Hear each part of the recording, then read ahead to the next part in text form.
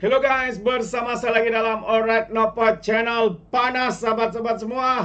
Seperti yang kita tahu ya, Persatuan Bola Sepak Negeri Kedah yang dipengerusikan ataupun presidennya sendiri yaitu Menteri Besar Kedah hari ini membuat kenyataan ya.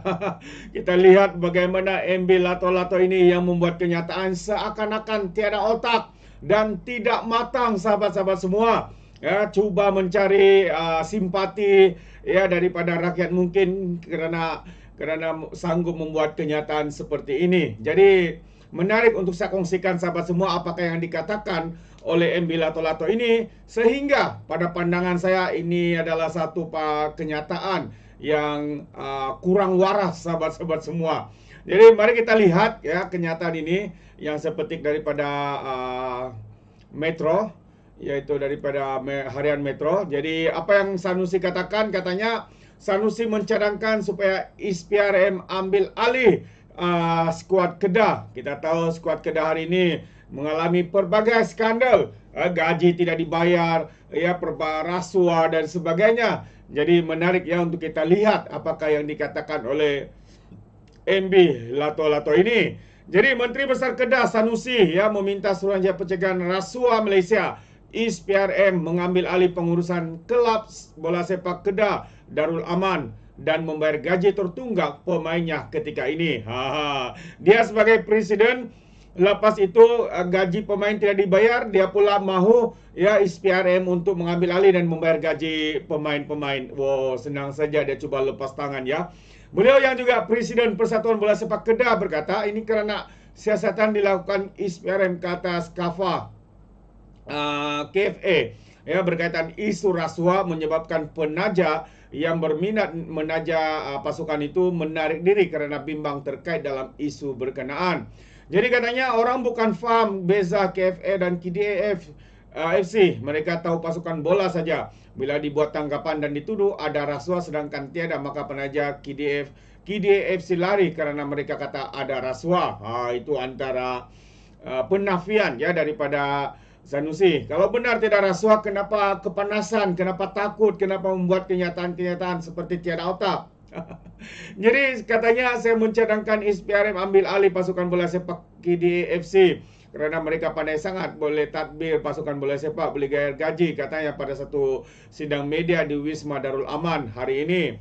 Dan Muhammad Sanusi berkata sejak ditubuhkan pada 1924, pasukan bola sepak Kedah bergantung kepada tajaan untuk membayar gaji pemain, tetapi kini gagal berbuat demikian sehingga pasukan berkemungkinan tidak dapat bersaing pada Liga Super musim hadapan.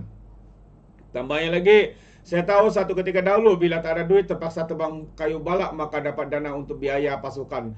Itu saja yang mereka tahu sahabat-sahabat semua. Kepala otak mereka ni bila tidak cukup dana, apa yang mereka buat? Tebang kayu balak. Apa saja tidak cukup, kayu balak jadi sasaran. Tidak ada fikiran pun bagaimana untuk memajukan, bagaimana untuk mencari sumber dan sebagainya. Tapi katanya, bila semua ini dikacau seolah untuk gambarkan keadaan buruk, maka pasukan bola sepak terima nasib, katanya lagi. Jadi awal dulu mereka kata saya suka cari gaduh, siapa yang buat tetapan terlalu tinggi sampai ke peringkat ini sehingga pasukan ini tak boleh bayar gaji, ada negeri lain tak boleh ikut. Kalau itu syarat ketat tidak dilakukan, saya rasa keadaan ini tak berlaku keadaannya. Jadi kita buat elok ya, saya ambil alih 4 tahun lalu boleh selesai masalah hutang, boleh bayar gaji, tiba-tiba datang kacau macam tu, rosak habis semua, sampaikan sekarang ini tak boleh bayar gaji, katanya lagi. Wow, pandai betul dia spin ya. Jadi mengulas lanjut, Sanusi berkata beliau tidak boleh lagi mencampuri urusan KDAFC kerana ya pasukan swasta yang dimiliki individu serta diuruskan sebagai sebuah syarikat. Bagaimanapun katanya beliau dimaklumkan pemilik KDAFC Tan Sri Muhammad Daud Bakar sedang berusaha menyelesaikan masalah tunggakan gaji pemain dan pengurusan pasukan berkenaan secepat mungkin. Masa pasukan di bawah KFA katanya lagi, saya sudah tegaskan tidak akan guna duit kerajaan negeri untuk bayar gaji pemain sebab ini duit orang ramai, bila sudah diswastakan menjadi tanggungjawab syarikat itu untuk bayar gaji, katanya. Wow, itu antara ya kata-kata pemusingan alam ya daripada Menteri Besar Lato-Lato ini sahabat-sahabat semua. Dengan senang saja dia berkata biarlah ISPRM ambil alih bayar gaji dan sebagainya.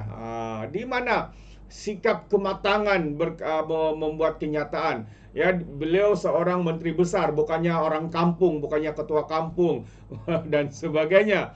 Tapi seolah-olah kenyataan yang ditunjukkan ini ya adalah satu yang amat-amat memalukan, sahabat-sahabat semua. Bagaimana seorang menteri besar boleh mengeluarkan kenyataan seperti ini, seakan-akan ya tidak punya otak dan sebagainya. Itu agak panas kita melihat ya apa yang berlaku kepada menteri besar lato-lato ini. Jadi apa pandangan anda, sahabat-sahabat semua? Okey, satu lagi yang ingin saya sampaikan adalah berkaitan dengan Spanco. Saya cari beritanya, macam belum jumpa lagi ya. Sekejap kita cari dulu. Jadi Spanco ini dalam beberapa ketika ini ya, membuatkan negara kita gempar ya dengan pendedahan ini ya, yang mengaitkan Spanco dipilih ya, walaupun pada satu ketika LOI telah pun dikeluarkan kepada sebuah syarikat yang membawa maksud ya syarikat ini lebih murah ya ketimbang dengan Spanco, lebih mahal 700 juta bezanya. Tapi apa yang mengejutkan kita, sahabat semua, akhirnya selepas Kerajaan Perikatan Nasional mengambil alih selepas 3 bulan, yang mengejutkan, nah ini yang berlaku, sahabat-sahabat semua, apabila Spanco dipilih ya dengan beza yang begitu besar, satu jumlah yang begitu besar, sahabat-sahabat semua. Jadi siapa yang terbabit sebenarnya dalam skandal Spanco ini? Ini yang menarik ya untuk kita ikuti kronologi ya berkaitan dengan perkara ini ataupun skandal Spanco yang melibatkan kerajaan ketika kerajaan dipimpin oleh Muhyiddin Yassin dan juga Mahathir Mohamad. Jadi sahabat semua, mari kita lihat ya satu demi satu berkaitan dengan isu ini. Jadi Suruhanjaya Pencegahan Rasuah Malaysia hari ini menegaskan akan memanggil individu yang terbabit dalam keputusan pemberian kontrak pembekalan dan pengurusan kenderaan kerajaan kepada Spanco Sendirian Berhad. Berikut apa yang kita perlu tahu ya mengenai kes setakat ini. Jadi apakah Spanco? Spanco ialah penyelia penyelesaian pengurusan kenderaan konsensi bebas terbesar di negara ini yang ditubuhkan sejak tahun 1988. Jadi pada tahun 1993, Spanco diberikan perjanjian konsensi selama 25 tahun dengan kerajaan yang membenarkan syarikat itu menyediakan dan memajak kenderaan dengan perkhidmatan penyelenggaraan penuh untuk kerajaan. Jadi apakah skandal mengenai Spanco? Ya, pada tahun 2019 perjanjian konsensi Spanco dengan kerajaan tamat. Jadi berkaitan itu tender terbuka dimulakan oleh kerajaan untuk kontrak membekal, menyelenggara dan mengurus kenderaan konsensi untuk 15 tahun mendatang. Cadangan dilaporkan diterima daripada sekurang-kurangnya 7 syarikat. Pada tahun yang sama, Berjaya Group dan Nazar Corporation Holding Sdn Bhd membentuk konsortium untuk bersama-sama membidah kontrak yang menguntungkan itu. Bagaimanapun, pengasas Berjaya Tan Sri Vincent Tan pada 17 Julai tahun lalu memfailkan saman terhadap Kementerian Kewangan dan Spanco berhubung surat niat LOI. Jadi perlu ditahu sahabat semua, saman terhadap Kementerian Kewangan pada ketika itu, pada kerajaan ketika itu bukanlah pada kerajaan perpaduan hari ini, tapi Kerajaan Perikatan Nasional di bawah pentadbiran Muhyiddin Yassin, sahabat-sahabat semua. Dan ini yang mengejutkan kita ya, Spanco berhubung surat niat LOI yang ditamatkan dan mendakwa kontrak itu sudah diberikan kepada Spanco walaupun mereka membuat tawaran yang lebih tinggi. Ini lebih tinggi, dikatakan 700 juta lebih tinggi. Jadi Tan berkata konsortium itu menerima LOI daripada kementerian untuk menggantikan Spanco. Tetapi kontrak itu ditamatkan secara tidak adil sebelum anugerah akruan ditetapkan untuk diumumkan. Bulan lalu SPRM melakukan serbuan ke atas kediaman seorang ahli perniagaan bergelar Tan Sri bagi menyiasat berhubung dakwaan rasuah membabitkan perolehan dan pengurusan kenderaan konsensi kerajaan bernilai RM4.5 bilion ringgit. Jadi siapa yang terlibat dalam skandal ini? Itu satu persoalan. Menurut Ketua Pesuruhjaya SPRM Tan Sri Azam Baki, semua individu yang terbabit dalam keputusan pemberian kontrak bagi pembekalan dan pengurusan kenderaan kerajaan kepada Spanco akan dipanggil untuk mendapatkan kenyataan mereka. Ini termasuklah bekas Perdana Menteri dan Menteri Kewangan ketika tempoh Spanco diberikan kontrak. Kerajaan di bawah pentadbiran Muhyiddin Yassin dan juga Mahathir Mohamad. Jadi garis masa kes Spanco dia bermula pada tahun 1993 Spanko dianugerahkan kontrak untuk menguruskan kenderaan konsesi kerajaan. Ya, 2018 perjanjian Spanko dengan kerajaan tamat pada Disember. Kerajaan membuka tender pada 2009, tender terbuka kepada syarikat untuk konsesi membekal dan menguruskan kenderaan kerajaan untuk 15 tahun.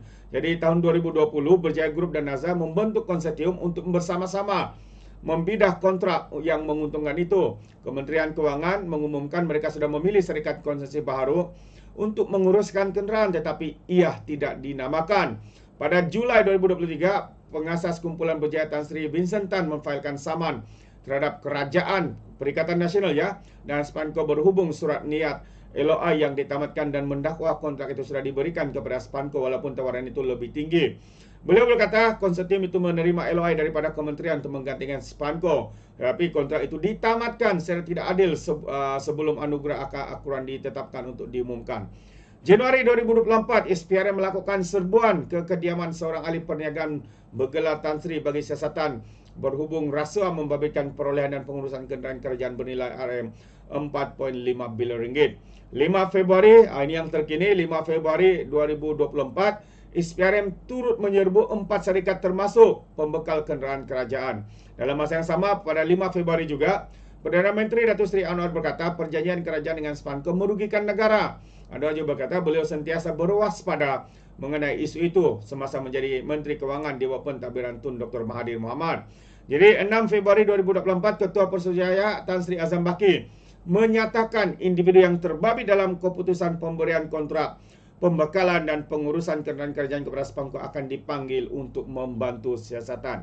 Jadi ini antara garis masa atau kronologi kes skandal berkaitan dengan Spanko ini. Jadi apa sebenarnya yang begitu istimewa sahabat-sahabat semua kepada syarikat Spanko ini sehingga walaupun pada tahun 2019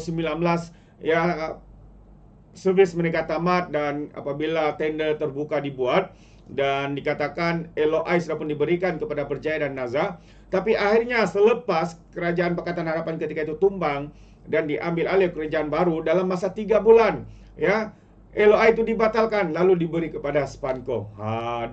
Yang mengejutkan, nilai tawaran yang diberikan oleh Spanko itu dikatakan lebih mahal ketimbang dengan Berjaya dan juga Naza, sahabat-sahabat semua. Jadi di mana logiknya mereka memilih yang mahal ketimbang dengan tawaran yang diberikan oleh Berjaya dan juga Naza yang dikatakan lebih murah ketimbang dengan Spanko, sahabat-sahabat semua.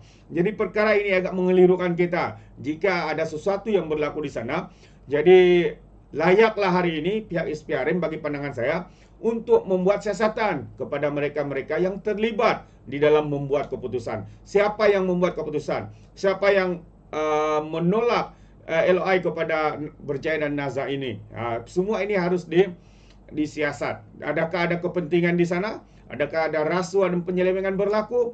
Ini persoalan-persoalan yang menarik untuk kita fikirkan bersama, sahabat-sahabat semua. Jadi kita akan update dari masa ke semasa berkaitan dengan isu ini. Jadi dengan itu kita habis di sini dan sekiranya Anda memberikan sebarang komen, pandangan, Anda boleh berikan di dalam ruangan komen.